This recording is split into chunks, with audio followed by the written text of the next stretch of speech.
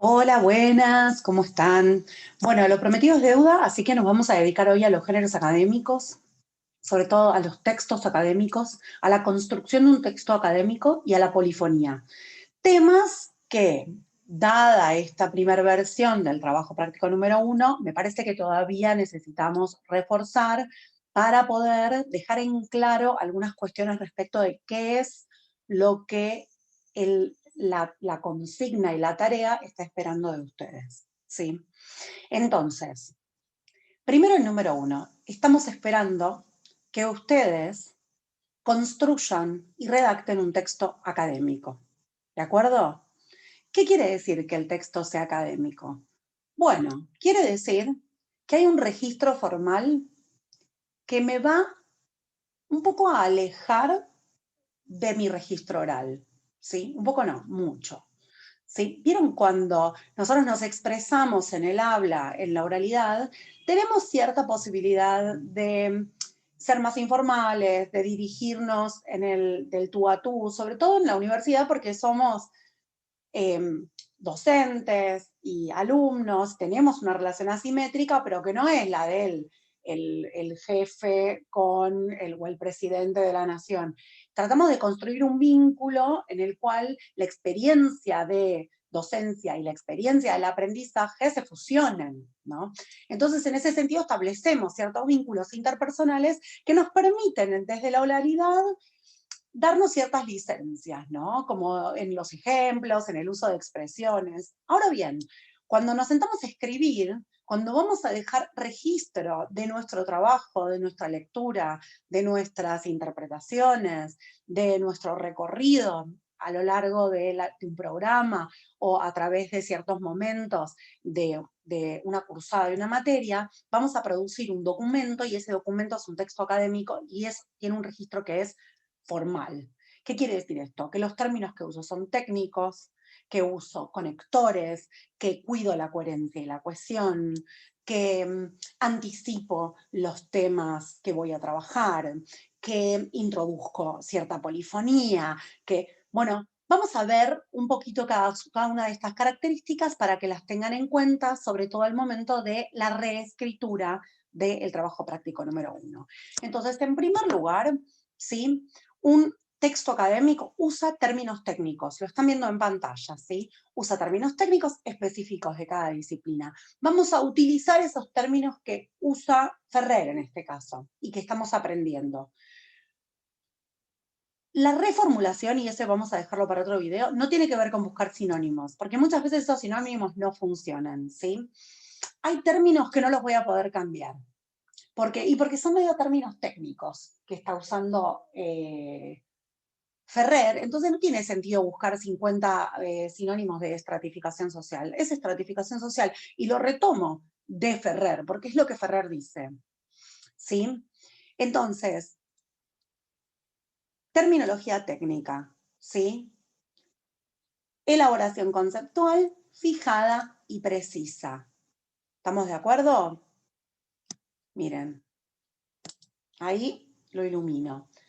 Dado que los términos técnicos se emplean en las disciplinas, son expresiones que o no aparecen en el vocabulario de la lengua común o tienen un significado diferente, ¿sí? De la propia especialidad. Ahí tengo que estar muy atenta y atento. Y eso lo trabajamos un poco en el glosario, que en algunas entradas yo les puse, fíjense que la acepción que ustedes están dando de tal término no es la correcta para la interpretación del texto de Ferrer. Y eso es porque los términos tienen acepciones diferentes y en el contexto de este texto en particular, de repente la que ustedes eligieron no es la que funciona, la que me ayuda a profundizar mi comprensión del texto, a producir el sentido del texto. ¿De acuerdo? Presencia de conectores y marcadores discursivos. ¿Por qué? ¿Por qué presencia de conectores y marcadores discursivos? Es un capricho, podrían ser stickers, pero en realidad son conectores y marcadores discursivos. No, no es así. Aparecen los conectores y los marcadores discursivos porque son mis estrategias más evidentes y que tengo más a la mano para producir coherencia y cohesión. ¿de acuerdo? En el texto. Entonces, los marcadores discursivos y los conectores me ordenan, conectan las ideas sobre las que estoy trabajando, ¿de acuerdo? Me indican si estoy agregando información, si lo que voy a decir a continuación es una consecuencia o es la causa de lo que ya dije. Me dicen si va a haber 3, 4, 5 puntos sobre los que voy a trabajar. Me anticipan que estoy llegando al final del trabajo, ¿de acuerdo? Entonces, por eso es que aparecen. No es que aparecen porque me pintó, porque no sirve tirar cualquier conector así como quien subraya con rojo. No es caprichosa la aparición de los conectores y de los marcadores discursivos. Me organizan la información, organizan mi discurso, y por eso deben ser seleccionados en función de un momento que tiene que ver con la planificación. ¿Qué quiere decir la planificación? Quiere decir que yo antes de escribir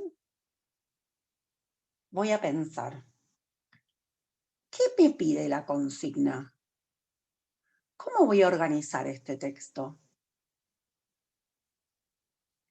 Si tengo que escribir una introducción, una conclusión, porque siempre tengo que escribir una introducción, una conclusión. A veces será una introducción muy larga y muy informativa, y a veces será una introducción muy escueta y simplemente para introducir un tema, dependiendo del contexto y del género en el que estoy escribiendo.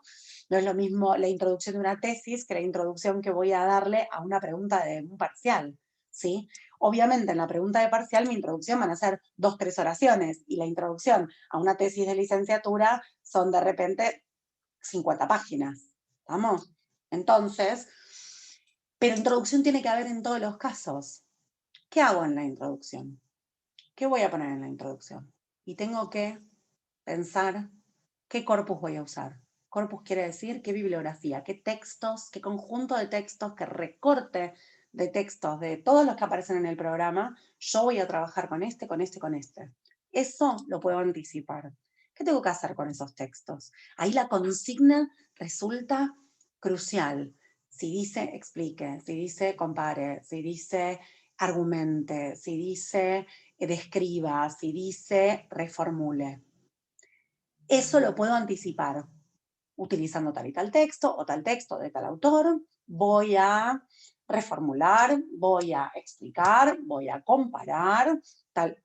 ¿De acuerdo? Entonces ahí yo en la introducción lo que hago es decir, ¿cuál es el arraigo disciplinar en el que estoy anclando mi trabajo?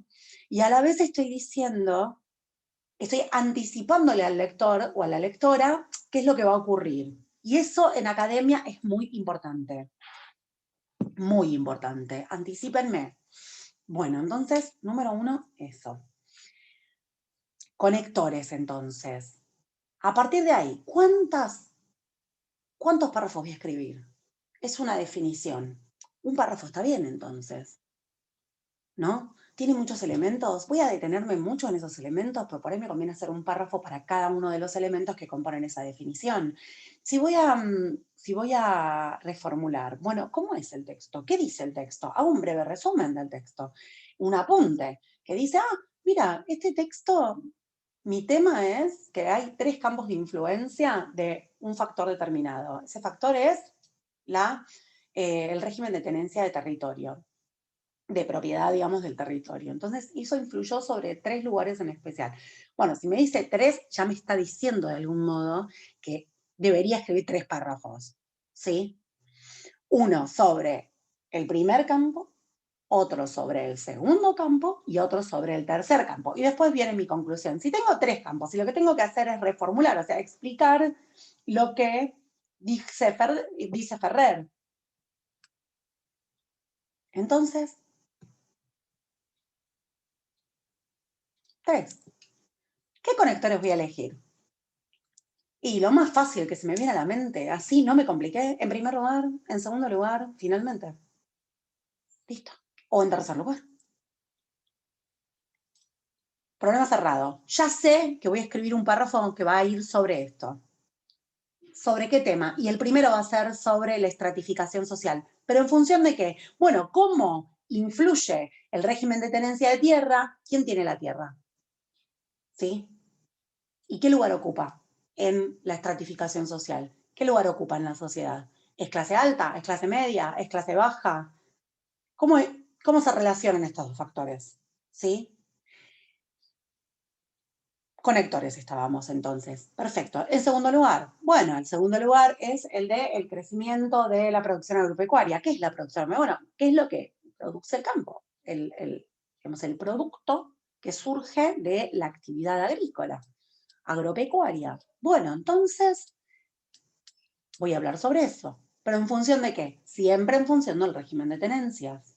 ¿Sí? Entonces, ¿es bueno el crecimiento? Tenemos muchas posibilidades de crecer, tenemos pocas posibilidades de crecer, en función de quién es el dueño de la tierra, cuántas personas tienen tierra, quiénes son las personas que tienen la tierra, si hay tierras disponibles o no hay tierras disponibles. Esas son las cuestiones de las que habla Ferrer en ese momento. Y nosotros tenemos que poder hablar de eso. Y un párrafo final, que en Ferrer es súper cortito, así que tampoco tenemos mucho para decir, pero sobre el régimen político, ¿no?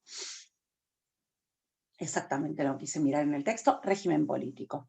Entonces voy a hacer alguna oración, alguna cuestión que diga, en el régimen político, digamos, en las posibilidades de tener representación en el gobierno, ¿quiénes tenían representación en el gobierno? ¿Quiénes podían influir en la toma de decisiones a nivel estatal? ¿De acuerdo? Eso es lo que nos estamos preguntando. Y una conclusión. Y en conclusión, ahí tengo en conclusión, o para concluir, para finalizar, en resumen. Y lo que hago es retomar lo que dije. Como puede verse, en estos tres campos hay una marcada influencia de, anoten, hay una marcada influencia de el régimen de tenencia de tierras en la Argentina de esa época. Busquen la época. Listo. Conectores que elegí en función de mi texto. Que no es que los elijo random, que quiere decir así al tuntún, a tontas y locas, como decía mi abuela. No, los elijo en función de la planificación del texto. Una vez que yo ya tengo eso en la cabeza, ya ahora escribir es muy sencillo. ¿Sí? Lo puedo tener en la cabeza o lo puedo efectivamente escribir en un papel que diga, voy a hacer esto. Introducción, párrafo 1, párrafo 2, párrafo 3, conclusión. Y me anoto al lado qué es lo que quiero hablar. ¿Sí? Presencia de polifonía. Claro, esto que voy a explicar, ¿lo dije yo? No. Por eso en la introducción digo cuál es mi texto de base, cuál es el corpus sobre el que voy a trabajar y de dónde surgen mis fuentes. Entonces ahí ya tengo la introducción de cierta polifonía. ¿Sí? En este texto, Ferrer dice que puedo utilizar una cita. ¿Sí? De Ferrer. Ahora, ¿cómo elijo la cita? ¿No? En esta idea de la presencia de la polifonía. Bueno, me pasó que lo que encuentro en sus trabajos es que de repente eligen citas que se refieren a elementos que no son muy importantes o que no son clave en el desarrollo de la idea, ¿no? Entonces, de repente, eh,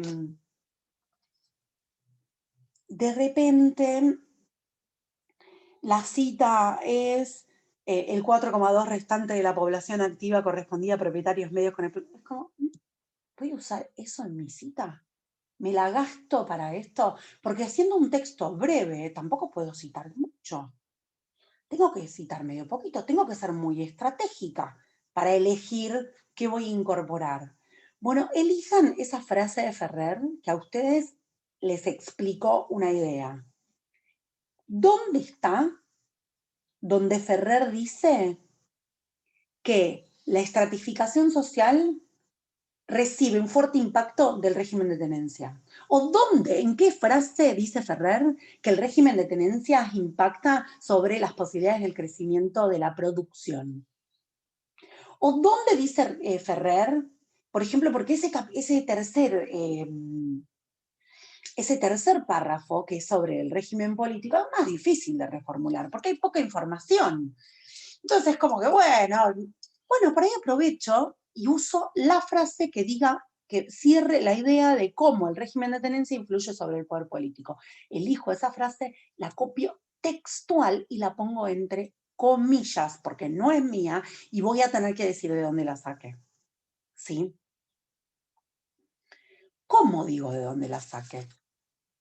Bueno, en primer lugar, vamos por partes, ¿sí? En esto de la presencia de polifonía e inclusión de referencias bibliográficas, que están un poco de la mano, porque las referencias bibliográficas son las referencias de los lugares en donde yo estoy leyendo esas voces que después incorporo en mi trabajo. Las referencias bibliográficas van siempre al final.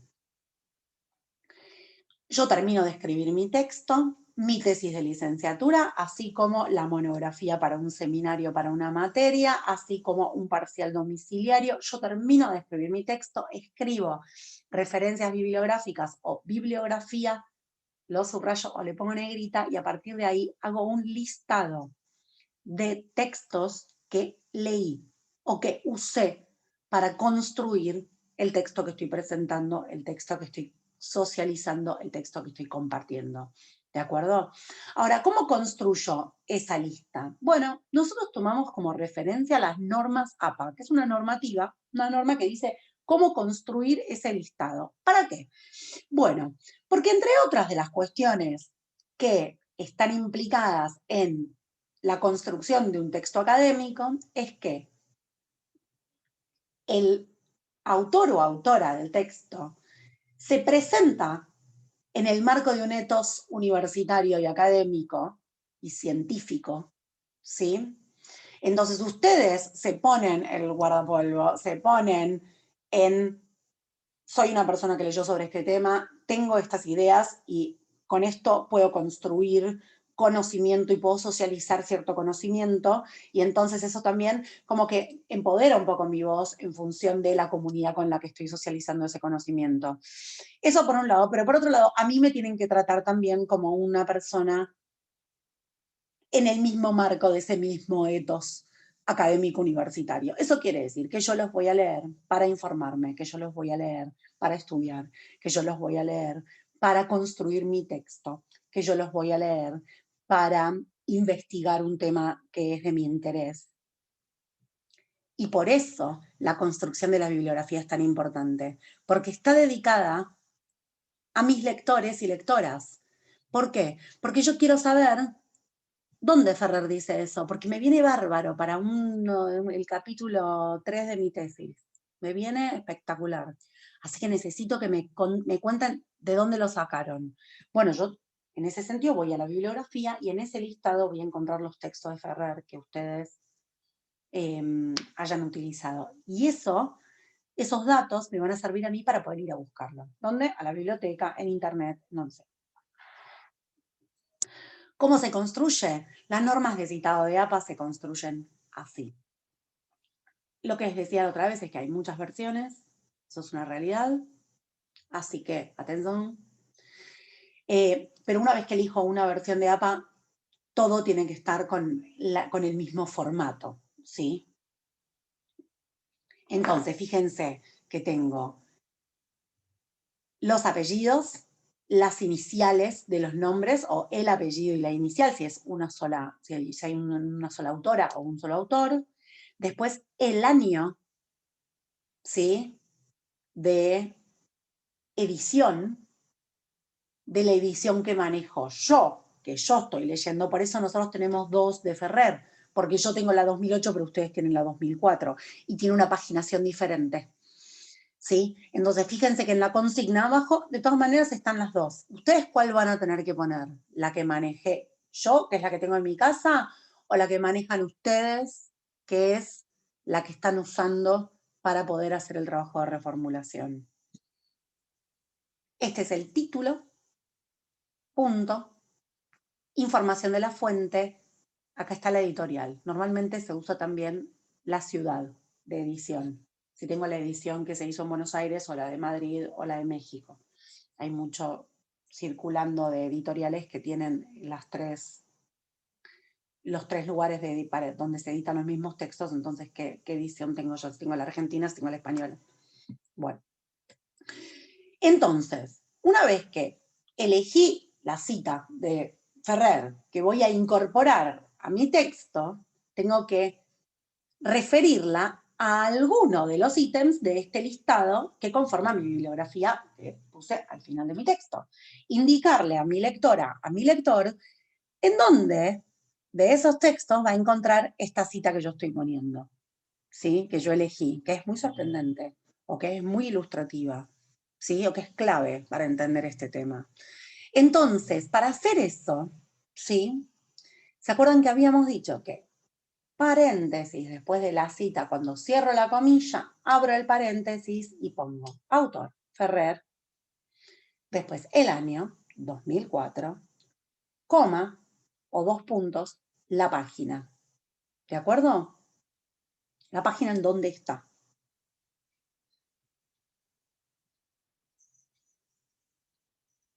Polifonía, entonces, ¿sí? ¿Cómo se construye esta polifonía? ¿Cómo entrábamos? Lo vamos a ver en el video ahora que viene. ¿De acuerdo?